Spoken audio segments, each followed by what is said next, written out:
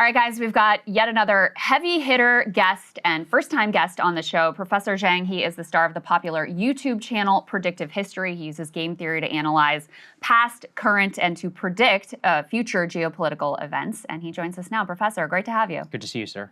Thanks for inviting me. Yeah, of course. So, for people who aren't familiar with your work, I wanted to show folks that back in 2024, you made three big predictions. One, that Trump would win. Two, that he would start a war with Iran. And three, that the U.S. would lose that war. Let's take a listen to that. In this class this semester, I'm making three big predictions, right? First is that Trump will win in November. Second is that the United States will go to war against Iran. And the third big prediction is that the United States will lose this war, which will forever change the global order. So obviously that last one is the only one that has not yet come to fruition. Is quite a stunning prediction. Do you stand by it, and what have you seen so far that leads you to sort of stand firm in that conclusion? So given my analysis of how the war is progressing, I think that Iran has many more advantages over the United States. The reality is that right now, it's a war of attrition between the United States and Iran. And the Iranians have been preparing 20 years for this conflict. In their eschatology, in their religion, this is a war against the great Satan. They've had many practice runs. Last June was a 12-day war when the Iranians were able to examine and analyze the strike capacities of both the Israelis and the Americans. And they've had a lot of time, 8 months, to prepare fully for this new attack. They, through their proxies, the Houthis, Hezbollah, Hamas, and the Shia militias, have been able to really grasp the American mentality. And now they have a pretty good strategy of how to weaken and ultimately destroy the American empire. So what the Iranians are doing is they're waging war against the entire global economy.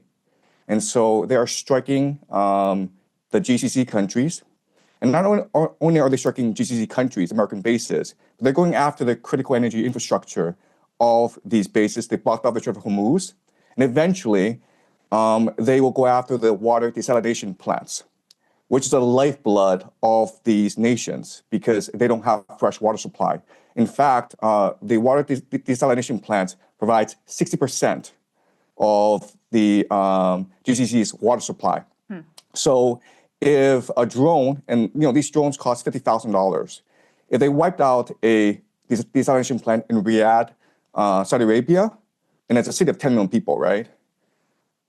They'd be out of water in 2 weeks. In 2 weeks. And right now, the Iranians have de facto closed off the Strait of Hormuz, and the GCC gets 90% of its food from the Strait of Hormuz.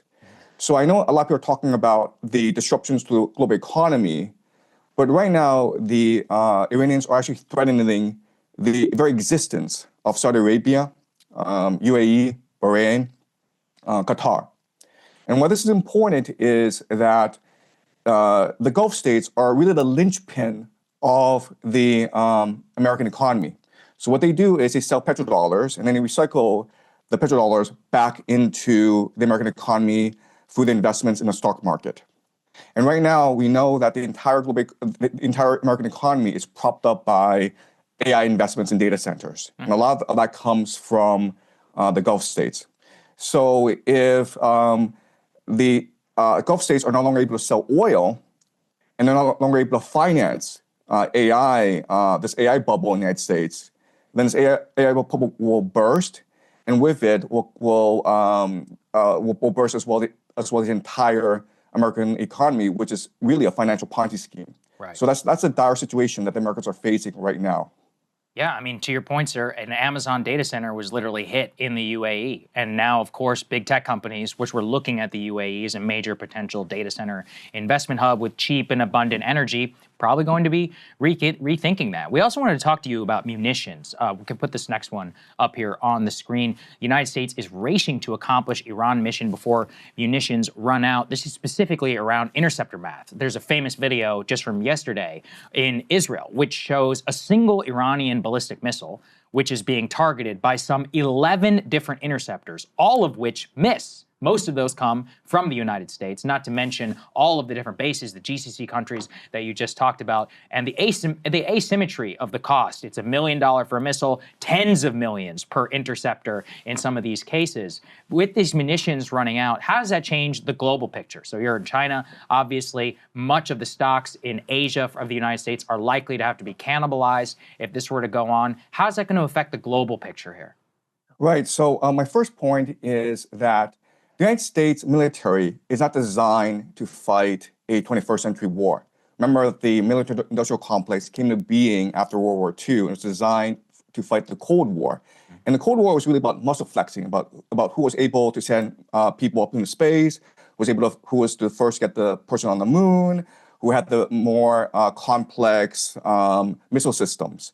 And so the entire American military strategy revolves around very sophisticated technology that costs a lot of money to build, and that's what the American air defense system is basically, and that's why we're seeing this asymmetry, as you point out, in this war, where you have these $1 million missiles trying to take out these $50,000 drones, and it's not sustainable in the long term. And so what we're seeing is really the puncturing of the aura of invincibility and invisibility that sustained American hegemony for the past 20 years, especially after the collapse of the Soviet Union. And this is really a reordering of not just the global economy, because this signals the collapse of the petrodollar, and with it, the entire US dollar-based reserve currency system, but also the global hegemony of the United States. We're moving towards a multipolar world. Professor, this morning, Secretary of War Pete Hegseth was asked a question about potential ground troops in Iran. He refused to rule out that possibility. And he said, oh, well, we're not going to project to you what we will or will not do, but we don't want to, rule anything out. We will do what it takes. Do you think that America will end up invading Iran from the ground, since it's already becoming relatively clear they won't be able to accomplish the goal of regime change or even regime collapse using just air power alone? Right. So everyone says that the worst calamity that could happen in the United States is if it were to send ground troops into Iran. At the same time, the United States are committed to regime change in Iran. We've never had a precedent in history where you were able to regime change from the air alone. You need ground troops. And so unfortunately, what's going to happen over the next few months is that pressure will build on America to send ground troops, especially from the GCC countries and from Israel, which are being pouted right now by the Iranians. So remember that if the GCC countries, Saudi Arabia, Qatar, UAE, Bahrain, if they go, then the petrodollar goes with them. So the Americans need to protect these countries, and these countries are going to demand that either the Americans bribe the Iranians to cease, and this is like $5 trillion in indemnity, okay? Mm-hmm. Or send ground troops to wipe out the Iranian threat once and for all. And I know that there's no political will for ground troops to be used against Iran among the American people. But remember that 78% of American people was against initial strikes against Iran in the first place. Right. And one of the things that really comes into question, I think, with all of this, sir, when we're looking at the geopolitical picture and the sacrificing in much of this from the United States on behalf of Israel, is kind of a question as to who and what wanted this. We were actually curious for your view on a disputed report here from the Washington Post. We can put it up here on the screen, F3. A push from the Saudis. Israel helped move Trump to attack Iran. Now, this has been internally disputed by Saudi Arabia, saying that they did not push the Trump administration to attack Iran. However, this is clearly an authorized leak from our own government, trying to at least lay some of the blame on behalf of the GCC. What do you make of this analysis and of this narrative that Saudi Arabia was also trying to be behind this push to bomb Iran?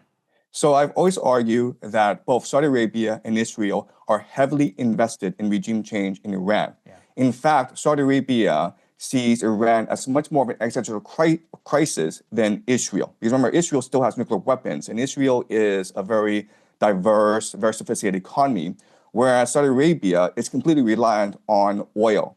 And it's always had problems with Iran because Iran is a theocracy opposed to the Saudi monarchy. Iran funds and equips the Houthis, which have been antagonistic towards Saudi Arabia for the longest time. And right now, the Saudi economy is suffering. It's been trying to pivot towards more of a tourist economy. That's why they brought in Ronaldo. That's why they're switching to e-gaming. That's why they're building something called a line, NEOM. And all these things are not working out.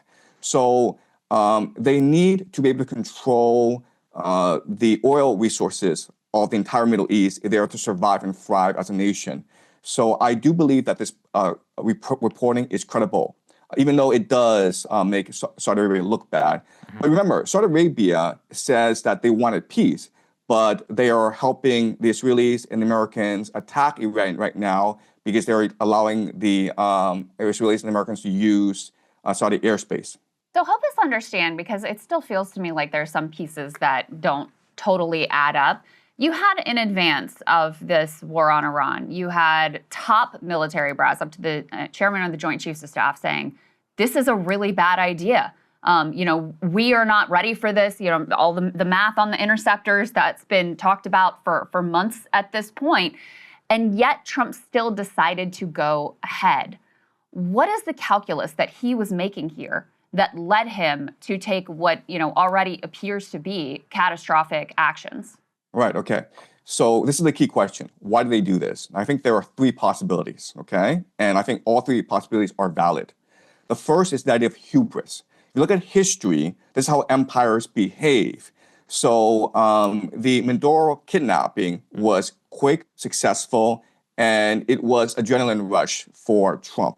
And that made him overconfident in the capacity of the American military. Okay, so hubris is a factor, and we see this throughout history. Why did Hitler invade Stalin? Because he conquered Europe really easily, and he thought it was invincible, right? And that led to the destruction of the German army in the Soviet Union.